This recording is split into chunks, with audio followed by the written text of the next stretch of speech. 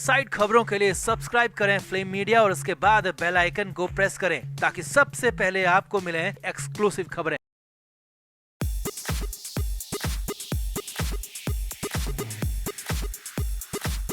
शिवसेना नेता संजय राउत के लिए मुश्किलें लगातार बढ़ती जा रही हैं और राउत की हालत बेहद खराब है। संजय राउत के पीछे ईडी हाथ धोकर पड़ी है और संजय राउत इसमें कई बार इनकार कर चुके हैं, कई चीजों को नकार चुके हैं और यहां तक कि संजय राउत इसे बीजेपी की साजिश तक करार दे चुके हैं। हालांकि इसके बाद भी ईडी का एक्शन थमने का नाम नहीं ले रहा है। अभी हाल ही में संजय राउत से ईडी ने पूछताछ की थी और अब नई तारीख भी आ गई है, जगह और समय सब कुछ तय हो चुका है। जी हाँ, संजय राउत से दोबारा पूछताछ का काउंटडाउन शुरू हो गया और बड़ी बात यह है कि बहुत जल्द बहुत कुछ नया और बड़ा होने वाला है और यहाँ तक कि संजय राउत का सीक्रेट प्लान तक फेल हो गया। तो बताते हैं आपको सब कुछ। आप इस वीडियो को शेयर करें और कमेंट करके अपनी राय जरूर दें।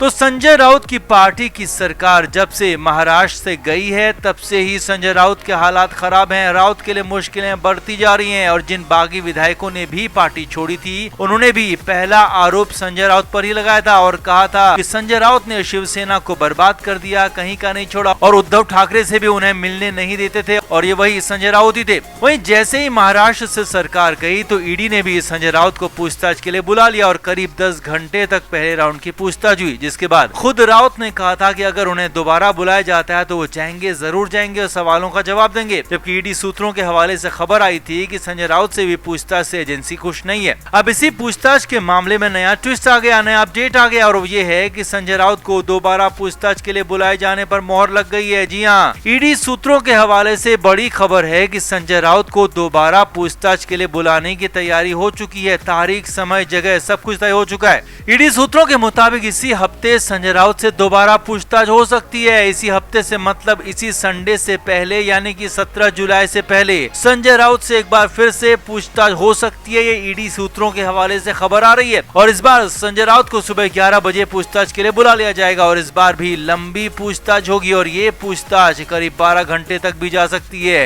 यानी कि रात के 11 या फिर 12 बजे तक भी ये पूछताछ चल सकती है। और जगह की बात करें तो वो जगह होगी इस बार एक बार फिर से मुंबई वाला ऑफिस ईडी का। जी हां, इस बार भी मुंबई ऑफिस में ही ईडी की ये पूछताछ हो सकती है।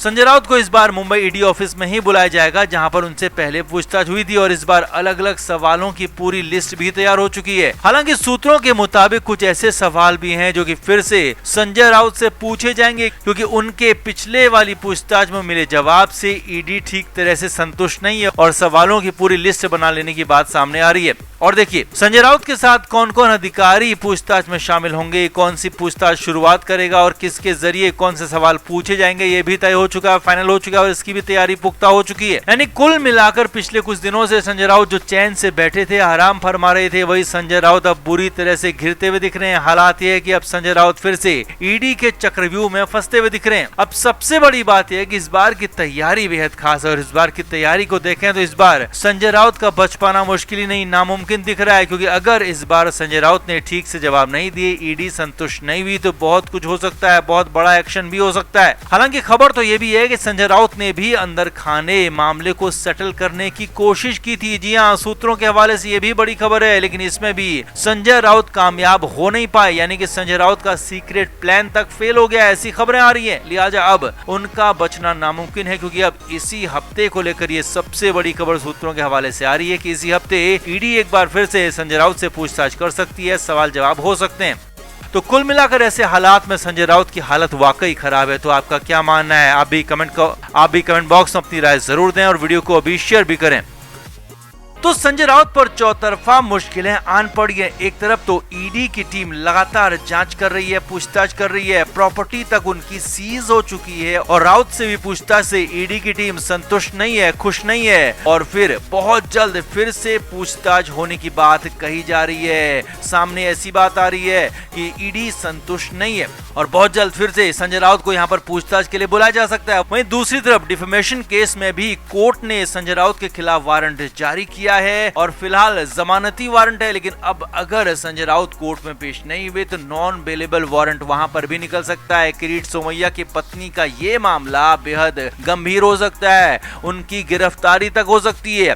अभी इन दो मामलों से संजय राउत निपटे भी नहीं थे, मामलों से बाहर भी नहीं आए थे कि तीसरे मामले ने उनकी मुश्किल बढ़ा दी है। संजय राउत के खिलाफ इस बार उनका ही दांव उल्टा पड़ गया है। रंगदारी के मामले में उनका दांव यहाँ उल्टा पड़ सकता है। असल में जब महाराष्ट्र में शिवसेना की सरकार थी, उद्धव ठाकरे मुख्यमंत्री थे, तो तब संजय राउत ने ईडी पर रंगदारी गैंग चलाने का आरोप लगाया था। और बड़ी बात यह है कि इसके लिए संजय राउत ने बाकायदा एक कारोबारी का नाम तक लिया था। और मार्च के महीने में संजय राउत ने आरोप लगाया था कि नवलानी नाम के एक शख्स जो कि कोलाबा का रहने वाला है और मुंबई में कारोबारी है, उसने ईडी के कहने पर 58 करोड़ 96 लाख, जी हाँ ये बहुत बड़ी रकम है, 58 करोड़ 96 लाख रुपए की वसूली की थी। और ये रकम 2015 से लेकर 2021 तक वसूली गई और ये ईडी के कहने पर, ईडी के बिहाफ पर उस शख्स ने वसूली थी। और ये आरोप संजय राउत ने लगाया था। आगे देखिए, संजय राउत का यह भी आरोप था कि ईडी और ये कारोबारी मिलकर मुंबई के अन्य कारोबारियों को डरा रहे हैं, धमका रहे हैं, पैसे की मांग कर रहे हैं, रंगदारी कर रहे हैं, जिसे कि संजय राउत ने साफ साफ रंगदारी कहा था। और संजय राउत का कहना था कि ईडी के अधिकारी इसलिए रंगदारी मांग रहे थे ताकि उन बिजनेसमैन के खिलाफ ईडी जांच ना करे और जांच से बचने के लिए पैसे की उगाही हो रही थी, खुलेआम पैसे मांगे जा रहे थे और उस कारोबारी नवलानी का यहाँ पर साथ लिया जा रहा था। ये आरोप संजय राउत ने लगाए थे।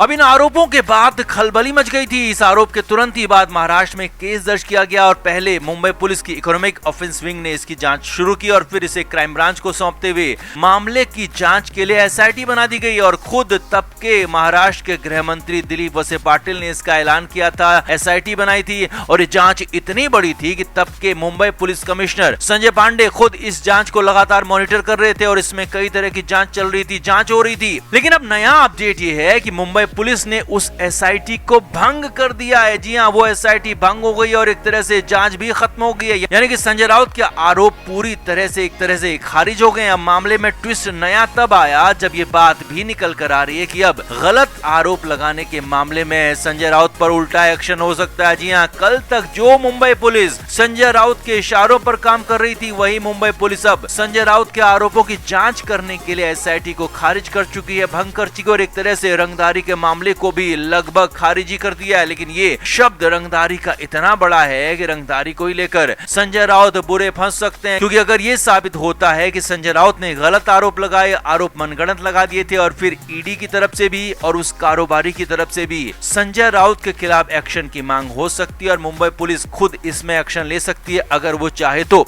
यानी कि संजय राउत ने मामला तो बहुत बड़ा उठाया था, आरोप भी बहुत बड़े लगाए थे और उनकी पार्टी की सरकार में उसकी जांच भी हो रही थी। लेकिन अब अचानक जांच बंद हो गई, एसआईटी खत्म हो गई, जिससे कि अब आगे संजय राउत की ही उल्टा मुश्किलें बढ़ना तय हो गई हैं, क्योंकि संजय राउत पर उल्टा एक्शन हो सकता है। गलत आरोप की बात साबित होती है तो उनके खिलाफ कड़ा और बड़ा एक्शन हो सकता है। आपका क्या मानना है? संजय राउत के लिए कितना बड़ा झटका है? कमेंट करके आप भी जरूर बताएं, वीडियो को शेयर भी करें। Flame media report.